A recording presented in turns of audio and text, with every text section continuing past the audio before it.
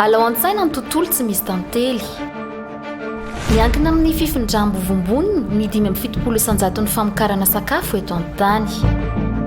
Rehefa tsy misy ny tantely dia tsy afaka mihinana ireo sakafo mahavelona ireo isika.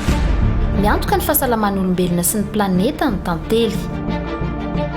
Kanefa ny tantely sy ny famindravo vombony sasany dia tandimin-doza amin'ny fambolena mioapapany, ny volotokana, ny fampiasana ny fanafody simika ary ny fiovaovan'ny toetry ny andro.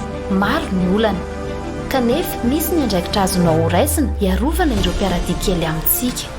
Mambolea zava-maniry misy vony, aza mampiasa fanafody simika famonoana bibikely.